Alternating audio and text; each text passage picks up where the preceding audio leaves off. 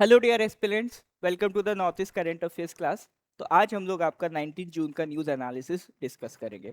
Before we begin, मैं आपसे बात करना चाहूँगा, अगर ये एनालिसिस आपको फ़ायदा पहुँचा रहा है, अगर ये लग रहा है ये आपके एग्जाम के लिए वर्दी है, इससे आपको सीख के जा रहे हैं, तो प्लीज़ वीडियो को लाइक ज़रूर कर दीजिएगा, चैनल को सब्सक्राइब ज़रूर कर दीजिए एंड अपने कलीग्स के साथ इसको शेयर ज़रूर कर दीजिए। चलिए स्टार्ट करते हैं।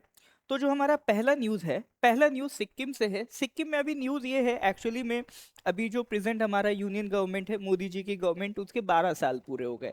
तो 12 साल पूरे होने के जो सेलिब्रेशन है उसमें मतलब एक आउटरीच प्रोग्राम रख रहे हैं जिसमें समझा रहे हैं कि भाई हाँ, 12 साल में हमने क्या क्या काम किए हैं। एक पॉइंट ऑफ व्यू से आप कह सकते हैं कि दैट इज अ आपका पॉलिटिकल न्यूज़। बट हमारे एग्जाम में इससे क्या क्या चीज़ें बन सकती हैं या क्या क्या चीज़ें हमको समझती हैं।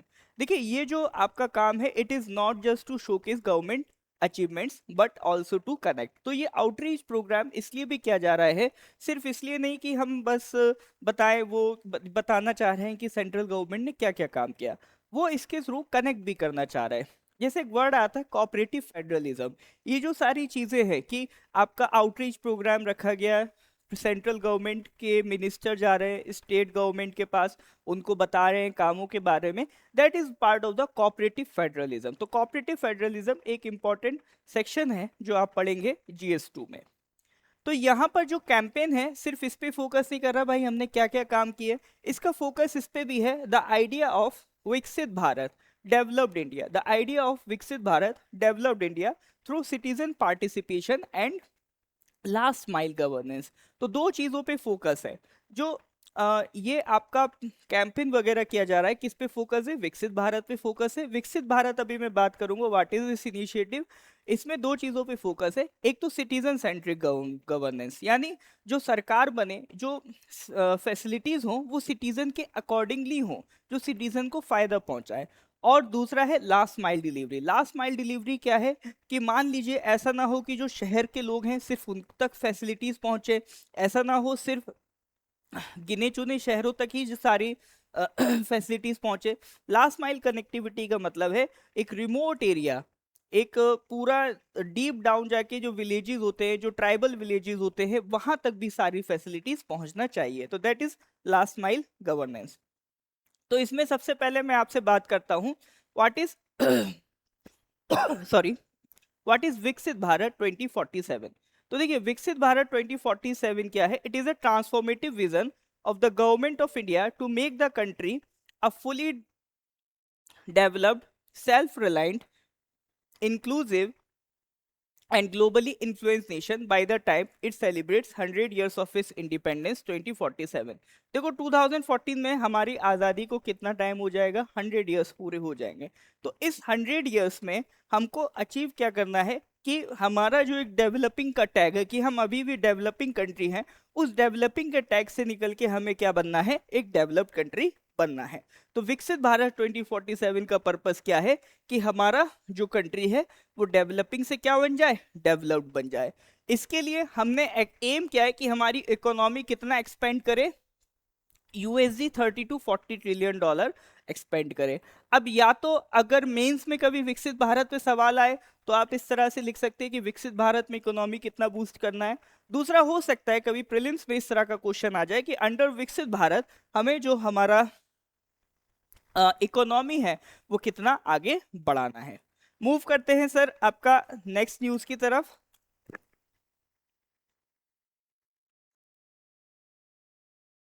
ऑलराइट, नेक्स्ट न्यूज की तरफ आते हैं। हाँ, इसमें एक चीज वो समझ लीजिए कि ये जो सारा सब कुछ हो रहा है इसमें सिक्किम कितना मैटर करता है। तो देखो, सिक्किम को क्या कहा जाता है? Sikkim is called as a laboratory of sustainable development. यहाँ पर अगर मैं की फीचर्स की बात करूं, सिक्किम की खास बात क्या है? It is India first fully organic state, strong environment protection framework, high literacy and social indicators, community based conservation practices और स्ट्रैटेजिक हिमालयन बॉर्डर स्टेट। तो ये कुछ की फीचर्स हैं जिसको जरूर ध्यान रखिएगा जो हमें सिक्किम में देखने को मिलते हैं।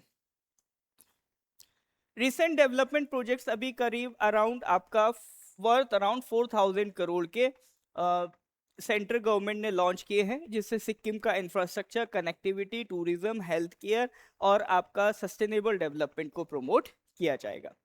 आगे बढ़ते हैं। ये इससे रिलेटेड आप मेंस का एक क्वेश्चन अटेम्प्ट कर सकते हैं। Citizen engagement has become an important pillar of modern governance in India. Discuss with reference to government outreach programs and participatory democracy. तो इस क्वेश्चन को आप अटेम्प्ट कर सकते हैं मेंस के पॉइंट ऑफ व्यू से। नेक्स्ट न्यूज हमारी आसाम से है। आसाम का एक रीजन है दैट इज कॉल्ड कोकराझार, एक डिस्ट्रिक्ट है वहाँ का। तो वहाँ का जो एडमिनिस्ट्रेशन है वो मॉनसून आने से पहले पूरा एक मीटिंग अरेंज की गई है कि भाई हम फ्लड के लिए प्रिपेयर है कि नहीं।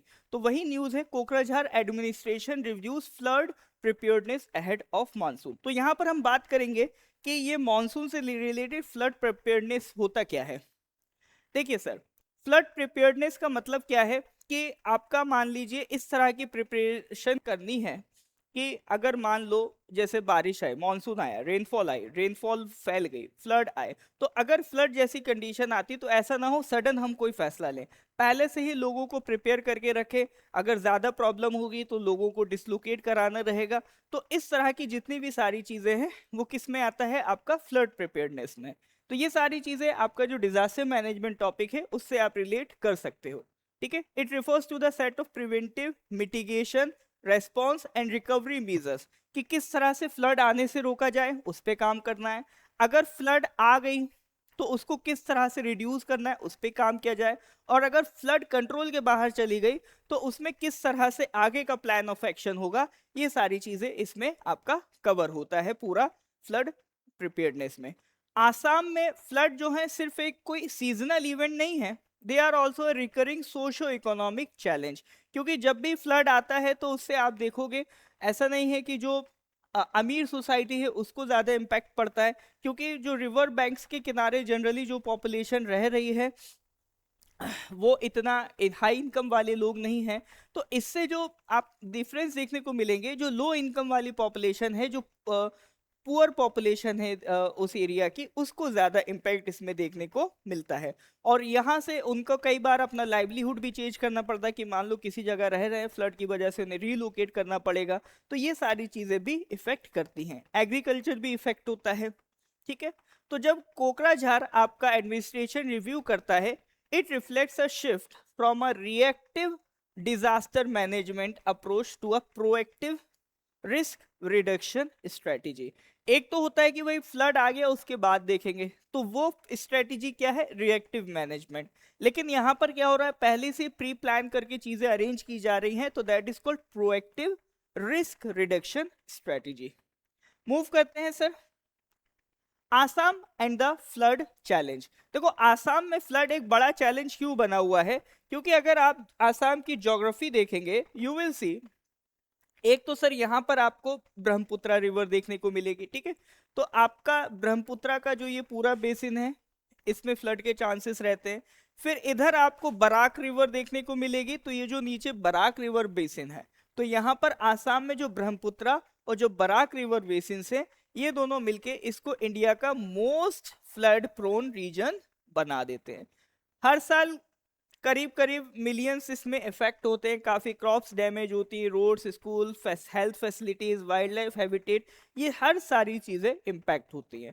क्यों होती हैं, आसाम में ही फ्लड एक बड़ा प्रॉब्लम क्यों है, क्योंकि इसमें ब्रह्मपुत्रा रिवर बेसिन है, बराक रिवर बेसिन है, ये एक बड़ा चैलेंज यहाँ देखने को मिलता है।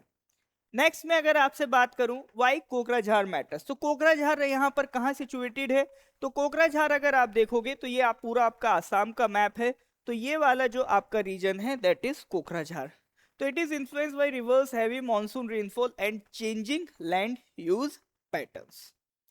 नेक्स्ट में आपसे बात करूं, कोकराझार जैसी डिस्ट्रिक्ट में preparedness becomes crucial because effective district administration can significantly reduce loss of lives and property.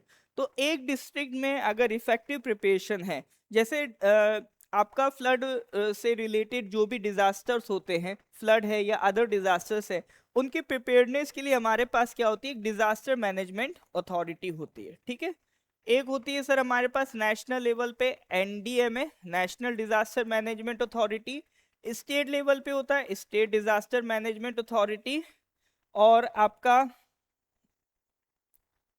District level पे होता है district disaster management authority. National level पे इसका चेयर करता है प्राइम मिनिस्टर, स्टेट लेवल पे चीफ मिनिस्टर और डिस्ट्रिक्ट लेवल पे आईएएस ऑफिसर। ठीक है। तो अब हम बात करते हैं वे फॉरवर्ड, क्योंकि देखिए मेंस में कभी आपसे पूछा जा सकता है कि आसाम का फ्लड चैलेंज है उसको किस तरह से टैकल किया जाए। तो ये पॉइंट्स आप वहां पर लिख सकते हो कि हमें सिर्फ फ्लड से प्रोटेक्ट नहीं करना है, फ्लड रेजिलियंस इंफ्रास्ट्रक्चर बनाना है। यानी हमें फ्लड कंट्रोल से किसकी तरफ जाना है, फ्लड मैनेजमेंट की तरफ जाना है। हमारा इंफ्रास्ट्रक्चर ऐसा हो जो फ्लड से कम इम्पैक्ट हो। ठीक है। तो बेसिन लेवल प्लानिंग रिवर्स के लिए होनी चाहिए। वेटलैंड्स को रीस्टोर करो, नेचुरल ड्रेनेज सिस्टम्स को रीस्टोर करो। वेटलैंड्स क्या है बेसिकली, देखो सर क्या है कि मान लो होता क्या है कि आपका कोई रिवर है, उसमें कुछ और ट्रिब्यूटरीज आके मिल रही हैं, तो ये क्या बन जाता है, एक पूरा रिवर बेसिन बन जाता है। ठीक है। तो एक पूरा जो एक रिवर बेसिन है, हर एक रिवर बेसिन के अकॉर्डिंगली प्लानिंग होनी चाहिए। यानी जैसे अगर हम आसाम के लिए बात करें तो ब्रह्मपुत्र बेसिन की प्लानिंग हो, आपका बराक रिवर बेसिन की अलग प्लानिंग हो, तो इस तरह से मैनेजमेंट हो। सेकंड पार्ट यहाँ पर हम क्या कर सकते हैं, सेकंड पार्ट हम ये कर सकते हैं कि यहाँ पर जो वेटलैंड्स है, ठीक है, उनको हम रीस्टोर कर सकते हैं। नेचुरल ड्रेनेज सिस्टम्स को हम लोग इंप्रूव कर सकते हैं, क्योंकि इस तरह से हमें सिस्टम पानी का फ्लो बनाना है कि पानी एक जगह स्टोर ना हो। ठीक है। तो वेटलैंड्स और नेचुरल ड्रेनेज सिस्टम्स को रीस्टोर करके हम जो पानी का फ्लो है उसे कंटिन्यूस बना सकते हैं, क्योंकि फ्लड कब आएगा, जब पानी एक जगह स्टोर हो रहा है। ठीक है। नेक्स्ट और क्या कर सकते हैं, कम्युनिटी बेस्ड डिजास्टर मैनेजमेंट। देखिए जहां पे भी इन्वायरमेंट की बात आती है, इन्वायरमेंट को प्रोटेक्ट करने की बात आती है, तो ये पॉइंट आप हमेशा लिख सकते हो कि कम्युनिटी बेस्ड पार्टिसिपेशन बहुत जरूरी है। तो लोकल वॉलेंटियर्स को ट्रेन करना चाहिए, village level disaster community committees strengthen करें और कम्युनिटी अवेयरनेस बढ़ाएं, ताकि लोगों को पहले से ही उसकी तैयारी हो कि अगर कभी इस तरह से प्रॉब्लम हो गया, इस विलेज में कभी फ्लड आता है, तो वहां के विलेज वालों को किस तरह से एक्ट करना है, पैनिक मोड में ना जाके उनको कहां पर शिफ्ट होना है, उनके कुछ लोकल वॉलेंटियर्स हों वो किस तरह से उनको क्या एक्टिविटी करनी है। तो ये सारी चीजें जितना पहले से प्री प्लान्ड होगी उतना ही फ्लड का इम्पैक्ट क्या होगा, कम होगा। नेक्स्ट मैं आपसे बात करता हूं, नेक्स्ट पॉइंट क्या है, टेक्नोलॉजी ड्रिवन गवर्नेंस। तो यहां पर हमें जो फ्लड का असेसमेंट है, एआई बेस्ड फ्लड फोरकास्टिंग करनी चाहिए, जहां पर आर्टिफिशियल इंटेलिजेंस कई सालों का डेटा हम उसमें फीड करेंगे, उसको रीजन्स फीड करेंगे कि कौन कौन से रीजन ज्यादा प्रोन है फ्लड के, तो उसके अकॉर्डिंगली वो पहले फोरकास्ट करके रखेगा कि हाँ यहाँ पर फ्लड आने के चांसेस ज्यादा है, इसको डील करो। सैटेलाइट से मॉनिटरिंग होनी चाहिए, मोबाइल अलर्ट सिस्टम्स डेवलप हो, जैसे अभी हमने कुछ टाइम पहले देखा कि हमारा जो मीटरोलॉजिकल डिपार्टमेंट है भारत सरकार की तरफ से कभी तेज तूफान वगैरह की कुछ टाइम पहले वार्निंग आना स्टार्ट हुआ था कि फोन पे पहले ही बोल देता था भाई तूफान आने वाला है। तो इसी तरह के मोबाइल अलर्ट सिस्टम्स अगर लोगों को पहले मिल जाए कि हाँ यहाँ पर हैवी बारिश के चांसेस है, फ्लड आ सकता है, तो लोग पहले से ही क्या होंगे, प्रिपेयर होके रखेंगे। तो टेक्नोलॉजी को हम यूज कर सकते हैं।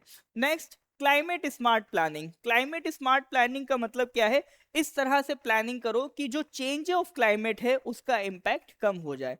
यानी ऐसा इंफ्रास्ट्रक्चर बनाओ जो फ्लड रेजिलिएंट हो, ऊंचाई पे घर बना दो जिसपे फ्लड का इम्पैक्ट कम पड़े, एलिवेटेड शेल्टर्स हो, ठीक है, क्लाइमेट एडेप्टिव एग्रीकल्चर हो कि कभी फ्लड आ जाता है तो फ्लड की वजह से पूरी फसल खराब हो जाती है, तो इस तरह की फसल लगाओ कि फ्लड के ज्यादा आने से उस पर इम्पैक्ट कम पड़े। तो क्लाइमेट एडेप्टिव एग्रीकल्चर करना पड़ेगा। नेक्स्ट यहां से रिलेटेड एक प्रीलिम्स का क्वेश्चन है, चार ऑप्शन है, बताना कौन कौन सा सही है। ठीक है। पहला है disaster preparedness is a component of the disaster management cycle. तो अभी इसको सुनना है, वीडियो को पॉज करना है, फिर उसके बाद आपको इसको अटेम्प्ट करके कमेंट में करेक्ट आंसर जरूर लिखना है। Second, district disaster management authorities function under the disaster management act 2005। तीसरा, the Sendai framework primarily focuses on reducing disaster risk rather than only disaster response. तो ये तीन स्टेटमेंट्स है, करेक्ट बताना है, 1 2 2 एंड 3, 1 एंड 3, 1 2 एंड 3। ठीक है। ठीक है, पॉज, सोचिए अच्छे से, उसके बाद बताइए ABCD कौन सा करेक्ट आंसर है। तो correct answer is D. D बोले तो 1, 2 एंड 3 तीनों ही स्टेटमेंट्स करेक्ट हैं। मूव करते हैं सर अगली न्यूज। अगली न्यूज इज फ्रॉम मणिपुर। तो मणिपुर में क्या है, 21 लोगों को नेशनल और इंटरनेशनल अवार्ड्स मिले हैं। तो ये बहुत ही सर अच्छी बात है, क्योंकि ये जो अवार्ड हैं ये सिग्निफाई करते हैं कि भाई किस तरह से इंक्लूसिव सोसाइटी बन रही है, कि मणिपुर जो हमारा नॉर्थ ईस्ट का हिस्सा है, तो नॉर्थ ईस्ट के लोग भी नेशनल और इंटरनेशनल लेवल के अवार्ड्स जीत रहे हैं। तो एक इंटरनेशनल और नेशनल लेवल की जो सोसाइटी है उसमें उनकी इंक्लूसिविटी कितना बढ़ रही है, ये हमें यहाँ से देखने को मिलता है। It touches upon deeper themes of social justice, culture preservation, regional representation, literature as an instrument of social change, women empowerment and India soft power diplomacy in Asia.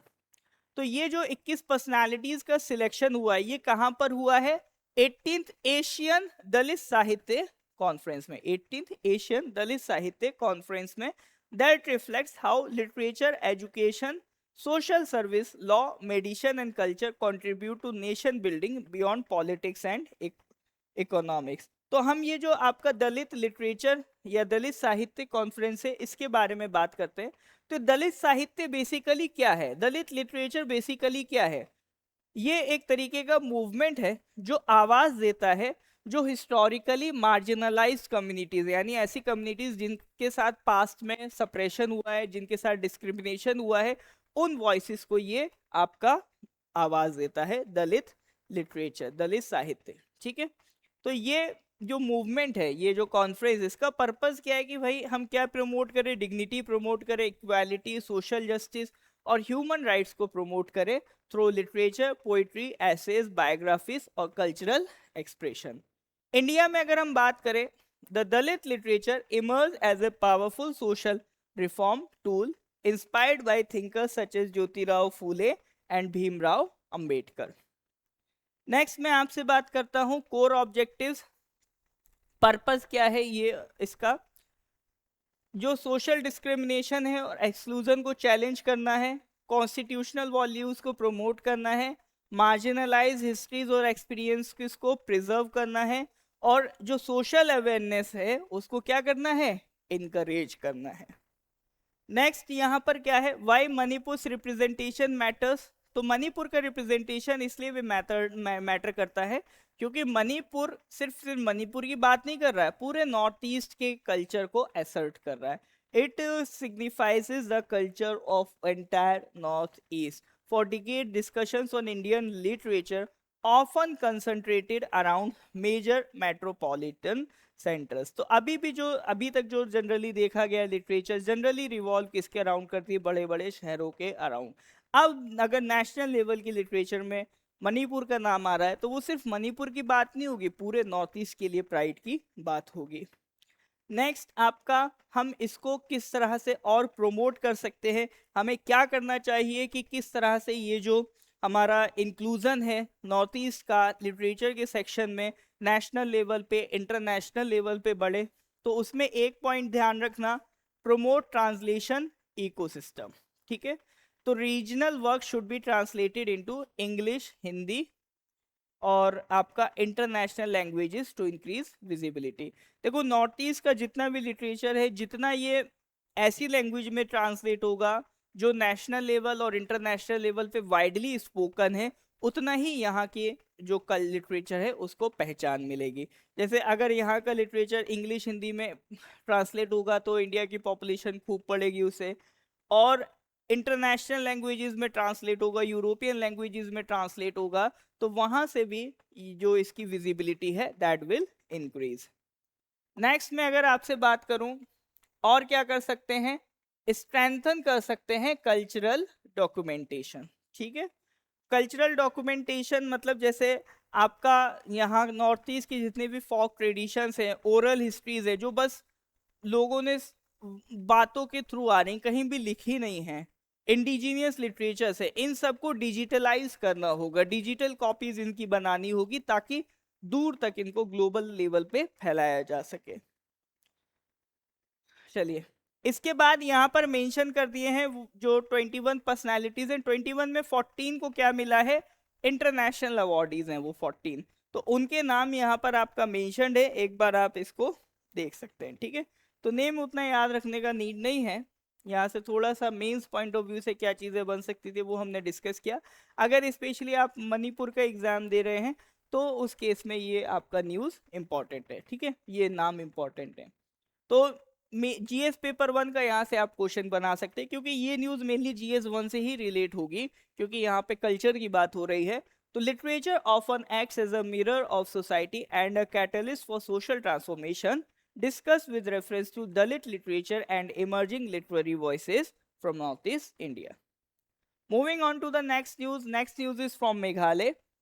Bangladesh rejection of infiltration adds to Meghalaya security woes.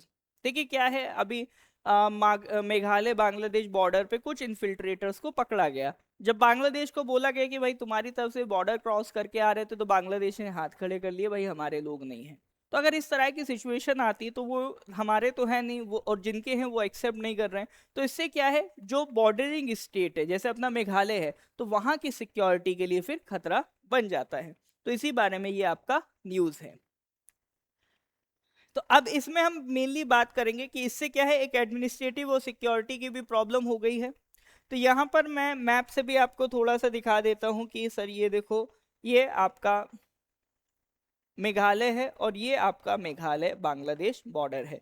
तो Bangladesh basically India के किन किन state से border कर रहा है, एक तो आपका वो वेस्ट बंगाल से बॉर्डर कर रहा है, सेकंड इज विद आसाम, ठीक है, third is with Meghalaya, fourth is with Tripura and आपका मिजोरम। तो वेस्ट बंगाल, आसाम, मेघालय, त्रिपुरा, मिजोरम, तो इंडिया के ये 2 3 4 5 स्टेट्स हैं जिसके साथ बांग्लादेश क्या कर रहा है, बॉर्डर क्रिएट कर रहा है। ठीक है, तो it touches upon border management, national security, citizenship verification, demographic changes, humanitarian concerns, federal governance and India's diplomatic relations with Bangladesh.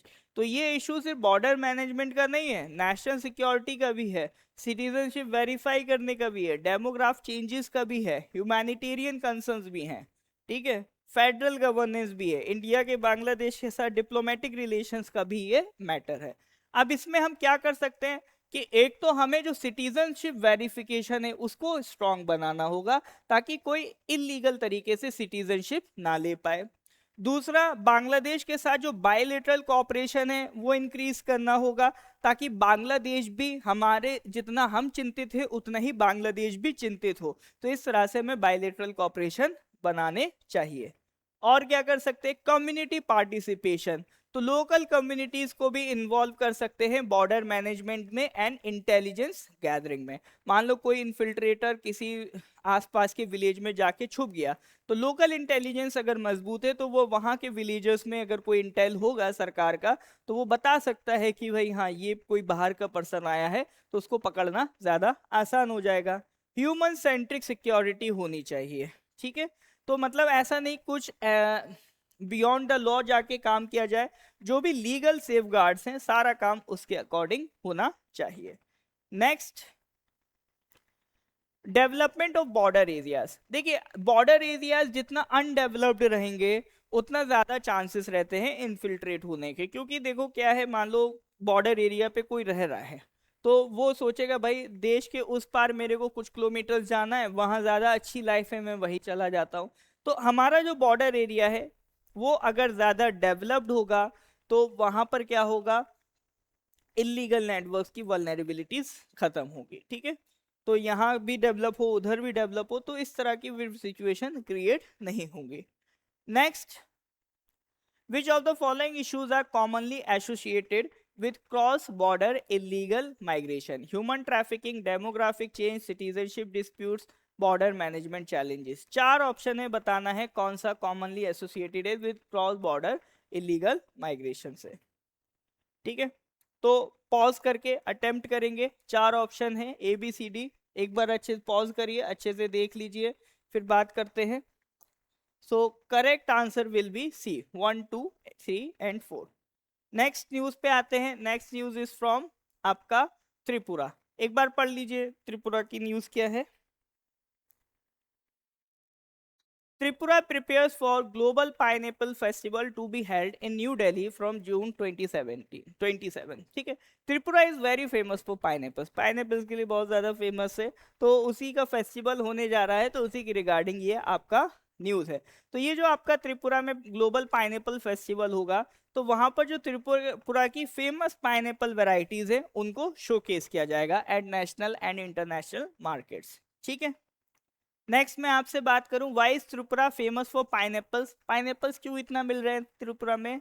देखो त्रिपुरा में जो क्लाइमेट है वो कैसा है, high rainfall, humid conditions, fertile soil, ठीक है। High rainfall, humid conditions, fertile soil, और यही तीन चाहिए होती हैं पाइनएप्पल के कल्टीवेशन के लिए। इसीलिए Tripura is one of India's leading pineapple producing regions, याद रखेंगे, ठीक है, ये ध्यान रखना। और it is also very famous for its queen pineapple variety, तो पाइनएप्पल के लिए बहुत फेमस है अपना Tripura.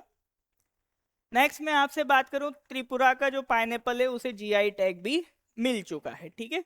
Pineapple cultivation supports thousands of small and marginal farmers in tribal and rural areas. तो कमेंट में मुझको बताएंगे what is a GI tag, ठीक है।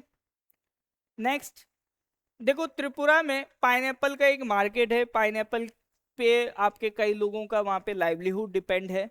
लेकिन ये लाइवलीहुड के साथ भी कुछ कुछ चैलेंजेस है। एक तो मार्केट कनेक्टिविटी पुअर है, ठीक है।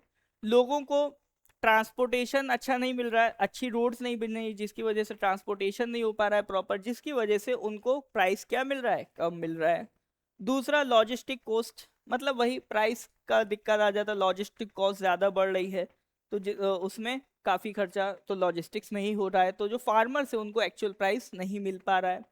दूसरा, pine Apple is highly perishable, ये ज़्यादा दिन आपका स्टोर नहीं हो सकता, तो जब भी प्रोड्यूस होता है आपको तुरंत इसे एक्सपोर्ट करना है, तो इंफ्रास्ट्रक्चर अगर फास्ट नहीं होगा तो पाइन एप्पल का लॉस भी देखने को मिलेगा। और साथ ही साथ कोल्ड स्टोरेज की भी फैसिलिटी अगर नहीं होगी तो भी वेस्टेज होगा, या तो सप्लाई तुरंत के तुरंत हो जाए, अदरवाइज प्रॉपर कोल्ड स्टोरेज बना हो, जिसकी वजह से आपका वो क्या हो, आपका वहां पर स्टोर हो।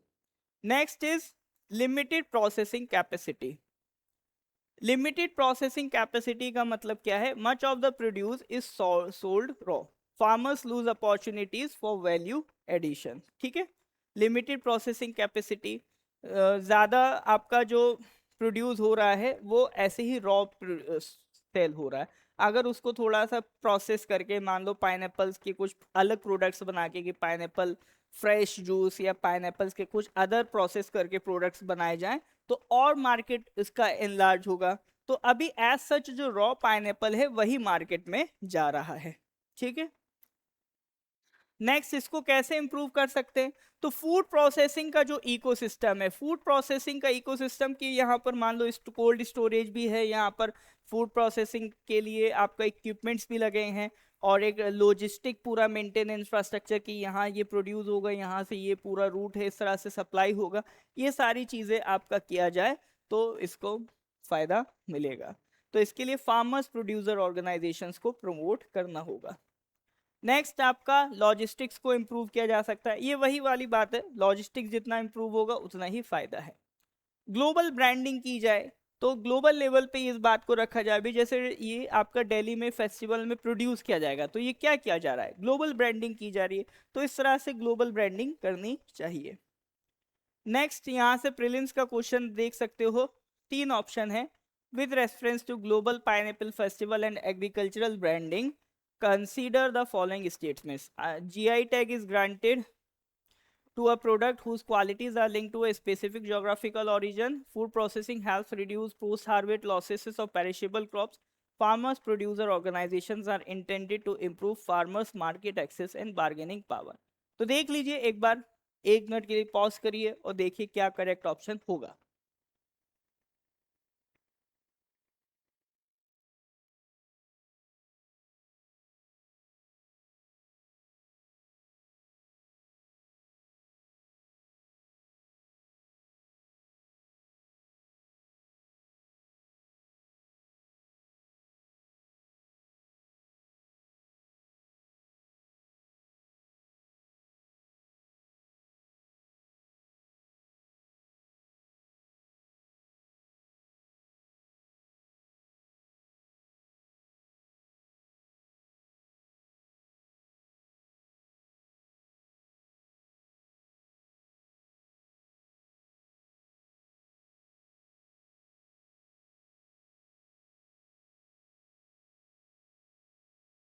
ओके, आई होप आप लोगों ने आंसर देख लिया होगा, मतलब डिसाइड कर लिया होगा। 4 ऑप्शन है, ए बी सी डी, बताइए करेक्ट आंसर क्या है। तो करेक्ट आंसर इज डी। ठीक है, moving on to the next question. Next question is from अपना अरुणाचल। ठीक है, क्या न्यूज़ है सर? अरुणाचल में जीआई रजिस्ट्रेशन, अभी कुछ और प्रोडक्ट्स को जीआई टैग मिला है। ठीक है, तो अरुणाचल प्रदेश है secured 20 GI tags, making it one of the leading states in protecting it's indigenous products. ठीक है, तो one of the highest GI tags हैं ये अदर स्टेट्स के कंपैरिजन में अरुणाचल प्रदेश में। ठीक है, तो आपका नाबार्ड के साथ सपोर्ट मिलके कई सारे प्रोडक्ट्स हैं, टेक्सटाइल हैंडीक्राफ्ट से लेकर एग्रीकल्चरल प्रोड्यूस और बेवरेजेस तक, they have received legal recognition. ठीक है, तो पहले जो अरुणाचल है उसमें पहले जीआई प्रोडक्ट्स कौन कौन से थे? एक तो अरुणाचल ऑरेंज था, वाक्रो ऑरेंज कहते हैं। दूसरा आपका इदू मिश्मी टेक्सटाइल, तो 2014-15 में इनको आपका जीआई टैग मिला था। उसके अलावा कौन कौन से प्रोडक्ट्स हैं ये आपको मेंशन कर दिया गया है। ये सारी पीडीएफ आप देख सकते हो, पीडीएफ में ये सारी जानकारी आपको मिल जाएगी। पीडीएफ आपको टेलीग्राम पे मिलेगा, अभी कुछ दिन के लिए टेलीग्राम बैन किया गया है, जैसे ही ओपन हो जाएगा आपको वहाँ टेलीग्राम पे ये सारी पीडीएफ में अपलोड कर दुआ दूंगा, वहाँ से आप इसको एक्सेस कर सकते हैं। ठीक है, तो ये सारे आपके जीआई टैग्स जो हैं स्टेट के, वो आप यहाँ से एक बार अच्छे से देख सकते हो। ठीक है, हाँ, अब जीआई टैग्स लेने में क्या क्या चैलेंजेस हैं, what are the challenges among them? एक चैलेंज तो है कि sir low awareness among producers, तो कई सारे आर्टिजन्स और फार्मर्स जो हैं वो they remain unaware of the benefits of GI registration. तो लोगों को अभी पता नहीं है कि उनका प्रोडक्ट कितना यूनिक है, तो जीआई प्रोडक्ट टैग से रिलेटेड अवेयरनेस की कमी है। वीक मार्केट लिंकेजेस, मतलब ऐसा नहीं हो रहा है कि जीआई टैग मिल गया तो साथ ही साथ तुरंत ही उसकी आपकी मार्केटिंग भी बढ़ जाए, तो मार्केटिंग अभी भी उतना नहीं बढ़ रही है। तो वीक मार्केटिंग लिंकेजेस, यानी जीआई टैग मिलते ही मार्केट्स में बहुत ज़्यादा फायदा नहीं हो रहा है। तो receiving a GI tag does not automatically guarantee higher income. Next is counterfeit products, कई बार क्या होता है कि भाई नकली first hand copy, second hand copy, ये सब भी चलता है, तो वो भी नुकसान पहुंचाते हैं ओरिजिनल प्रोडक्ट को। फिर poor branding and packaging, national level और इंटरनेशनल लेवल पे अगर हमें कॉम्पीट करना है तो हमारी पैकेजिंग भी उस लेवल की होनी ही पड़ेगी, तब जाके हम उसको प्रोमोट कर पाएंगे। नेक्स्ट, इसको कैसे इंप्रूव कर सकते हैं? तो फार्मर्स प्रोड्यूसर ऑर्गेनाइजेशन और कॉपरेटिव्स को एक साथ मिलकर काम करना पड़ेगा, तब इसको रिजॉल्व किया जा सकता है। जीआई बेस्ड टूरिज्म डेवलप किया जाए, यानी कल्चरल टूरिज्म सर्किट्स बनाए जाएं अराउंड जीआई प्रोडक्ट्स, यानी किसी एरिया में कोई जीआई प्रोडक्ट है तो उसके अराउंड एक पूरा टूरिज्म का सेक्शन बनाया जाए कि ये प्रोडक्ट कहाँ मिलता है, फिर इसकी किस तरह से पैकेजिंग होती है, फिर ये किस तरह से प्रोसेस होता है, तो उस प्रोडक्ट से रिलेटेड क्या है एक पूरा सर्किट हो कि ये प्रोडक्ट इस विलेज में मिलता है, इस जगह पे मिलता है, तो एक जीआई बेस्ड टूरिज्म प्रमोट किया जा सकता है। Next is digital marketing, use e commerce platforms to connect producers directly with consumers. तो हम लोग क्या कर सकते हैं, ई कॉमर्स प्लेटफॉर्म्स को यूज कर सकते हैं। जैसे मान लीजिए आप अपना प्रोडक्ट किसी e commerce website like Amazon पे आप रजिस्टर करा दीजिए, तो वहां से आप इसको प्रोमोट कर सकते हैं और ब्रांडिंग अपनी ग्लोबल लेवल पे करिए। ठीक है, जैसे मान लीजिए अभी पाइन एप्पल वाला फेस्टिवल ले लो, है ना, तो नेशनल लेवल पे इंटरनेशनल लेवल पे उस पर अवेयरनेस बढ़ेगी, तो जो भी जीआई टैग प्रोडक्ट्स हैं उनको जो नेशनल इंटरनेशनल लेवल की मार्केट्स लगती हैं उनके एक्सपो में ले जाना चाहिए, वहाँ पर शोकेस करना चाहिए, तब जाके उसको और ज़्यादा प्रमोशन मिलेगा। ठीक है, तो that is about the promotion of कि किस तरह से हम जीआई टैग प्रोडक्ट्स को प्रमोट कर सकते हैं। अब इसी से रिलेटेड क्वेश्चन है, GI registration is not merely an intellectual property right mechanism but a tool for cultural preservation, rural development and sustainable growth. Examine in the context of Arunachal Pradesh recent GI achievements. तो इस question को आप लिख सकते हो अपने examination point of view purpose से। Next news is from Nagaland, तो awareness programme on environmental issues held in Phek, Phek is a district in Nagaland, तो वहां पर एनवायरमेंटल इश्यूज से रिलेटेड एक आपका प्रोग्राम रन किया गया। तो ये जो प्रोग्राम था it was in collaboration with the Nagaland pollution control board, जहां पर किस चीज की बात की गई थी, एम्बियंट एयर क्वालिटी की बात की गई थी और impact and solid waste management के रिगार्डिंग ये सारी चीजें डिस्कस की गई थी। मेन पर्पस ये है क्लाइमेट चेंज हो रहा है, उससे रिलेटेड अवेयरनेस हमारे पास होनी चाहिए। तो इसमें क्या क्या चीजें डिस्कस हुआ है, तो यहाँ पर एम्बियंट एयर क्वालिटी की बात हुआ है। तो देखिए एम्बियंट एयर क्वालिटी क्या है, एम्बियंट का मतलब होता है सराउंडिंग। तो हमारे आसपास की जो एयर क्वालिटी है उसको मेजर करने के लिए दो स्टैंडर्ड्स यूज होते हैं। एक होता है national ambient air quality standards, ध्यान रखिएगा। दूसरा होता है AQI। AQI तो भी बहुत ज्यादा न्यूज में रहता है, आप लोग जानते ही हैं। तो एयर क्वालिटी इंडेक्स को मतलब एयर क्वालिटी मेजर करने के लिए दो इंडेक्स चलते हैं। एक होता है national ambient air quality standard, ध्यान रखिएगा। दूसरा एयर क्वालिटी इंडेक्स। दोनों में एक जो बेसिक डिफरेंस है, एनवायरनमेंट सेक्शन में बहुत इजीली आपसे कभी भी पूछ सकता है कि जो national ambient air quality standards है इसमें कितने पॉल्यूटेंट्स को मेजर किया जाता है। तो इसमें 12 पॉल्यूटेंट्स को मेजर किया जाता है।